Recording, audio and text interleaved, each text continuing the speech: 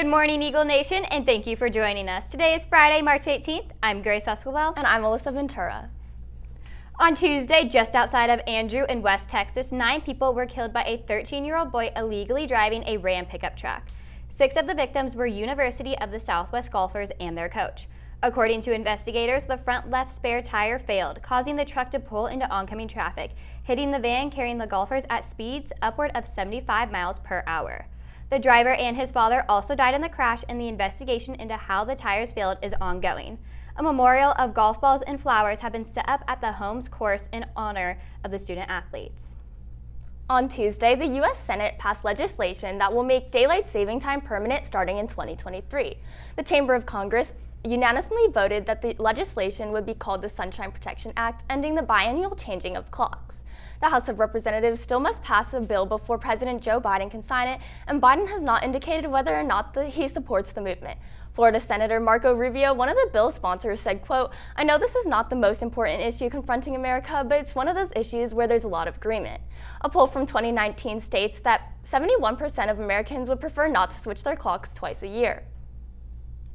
The PISD School Board approved the Junior Reserve Officers Training Corps Army program to be held at Rock Hill High School and will be available to both students at both high schools. Scheduling and transportation will be provided by the district. The program hopes to enroll 150 cadets and will begin in the 2022-23 school year. Superintendent Holly Ferguson stated that, quote, "There's a lot that goes into beginning a JROTC program, including the space needed for classrooms and storage. The JROTC program typically take classes that focus on study skills, history, citizenship, military drills, and physical fitness taught by ex-military instructors." Salina Square is a home to a wide variety of local businesses, but one coffee shop, Summer Moon, has a unique approach to creating a welcoming environment and high-quality coffee. Landry Long shares more about the new coffee shop, Summer Moon.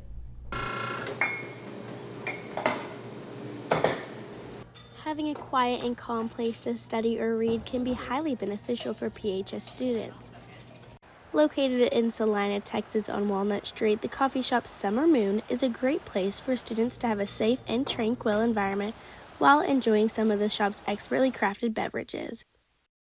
Only 5.5 miles away from Prosper High School, Summer Moon's unique wood-fire coffee and moon milk sets its beverages apart from other coffee chains. Summer Moon does like the moon milk, which is so different, and I think you have to get something that has moon milk in it. The first Summer Moon opened in Austin, Texas in 2005 and has expanded throughout Texas over the years. Every batch of Summer Moon coffee is roasted in the handmade brick roasters over seasoned Texas oak. I think it definitely has a different taste, for sure. It's definitely better than most coffee shops. The shop also sells a wide selection of Summer Moon merch, ranging from mugs and candles to hats and t-shirts. Summer Moon is open every day of the week from 7 a.m. to 7 p.m. and on Sundays from 7 a.m. to 4 p.m. Whether you're a coffee connoisseur or a casual patron, Summer Moon offers a comfortable and welcoming environment for all customers. Whether they're seeking top-notch coffee or the ideal homework environment. Reporting for Eagle Nation News in Salina, I'm Landry Long. Cheers! As winter seasons end and the playoffs approach, spring sports are in full gear. Parker Reynolds is in studio with this week's edition of Game Time. Thanks, Grace. A lot happened in Eagle Nation over spring break, including 2 D1 commitments. Lady Eagle soccer player junior Sarah Peyton Webb committed to the University of North Texas, and varsity baseball player Luke Billings committed to the University of Tennessee. You can see both of these athletes play tonight. Coming off capturing the district championship title in a 3-2 win over Allen, on Tuesday, the Lady Eagles face off against the McKinney Boyd Broncos in the final district game of the season at 7:30 at Children's Health Stadium. Tonight, the Eagles hope to finish off their near-perfect record of 18-0-2, winning both of these ties in penalty kicks, ending their regular season ranked number 1 in the state. Boys soccer also beat Allen on Tuesday, notching a 4-2 win, and ends the season tonight at Boyd at 7:30. Moving from the pitch to the diamond, the PHS softball team plays at South Lake Carroll at 7:30 after a strong start to the season, winning every district game so far with double-digit runs in every victory. The baseball team plays at Little Elm for the second time after capturing a 4-0 Wednesday win in the district home opener.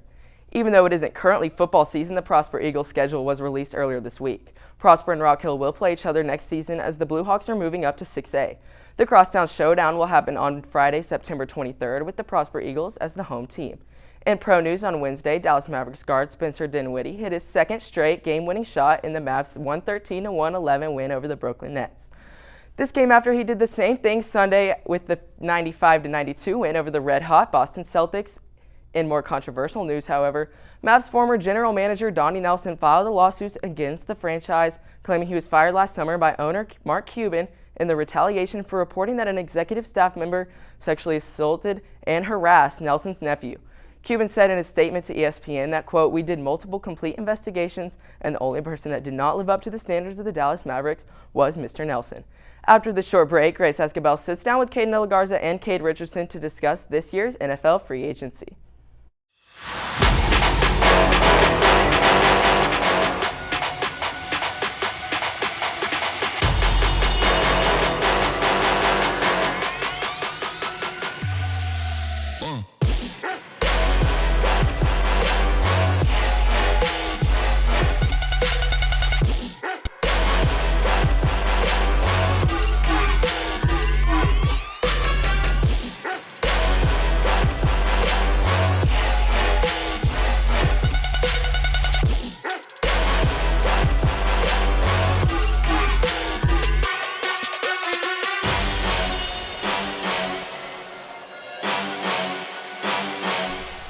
The NFL free agency kicked off this week, giving players and teams a chance to shake things up.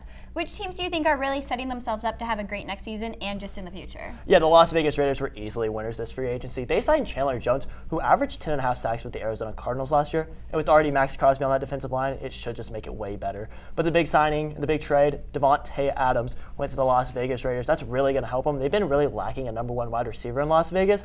And I mean, Adams is going to be that. It's going to help underrated quarterback Derek Carr, who's really never had a top wide receiver. Adams last year had over 1,500 yards and 11 touchdowns. So with Darren Waller already on that team, it should just make it an improvement. Yeah, I think the Raiders are due for a big season, and this is giving them the chance to.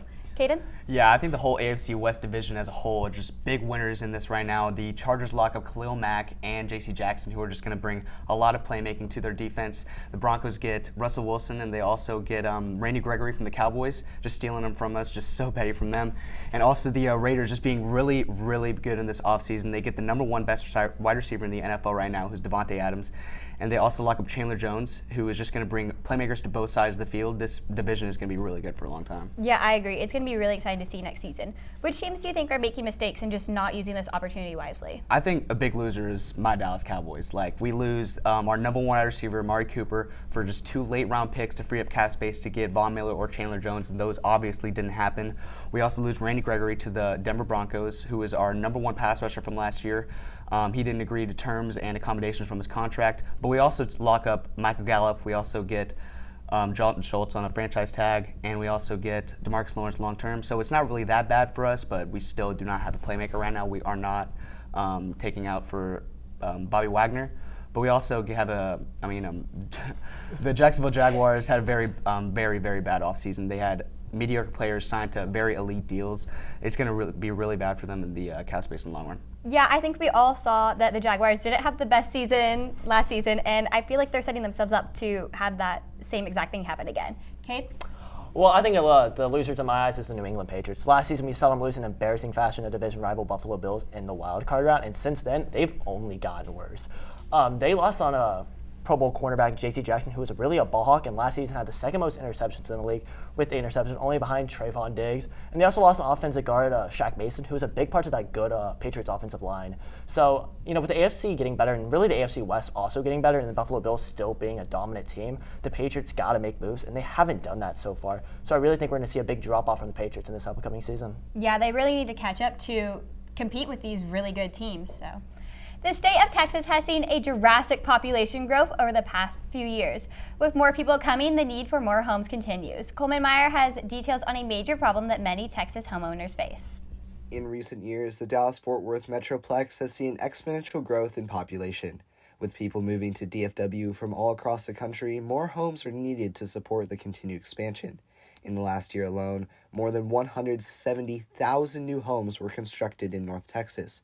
But such rapid growth does not always occur without issues. Foundation shifting is a major problem that affects Texas homeowners. The soil around where homes are built primarily comprises clay, which will swell when filled with water and dry out when facing the heat.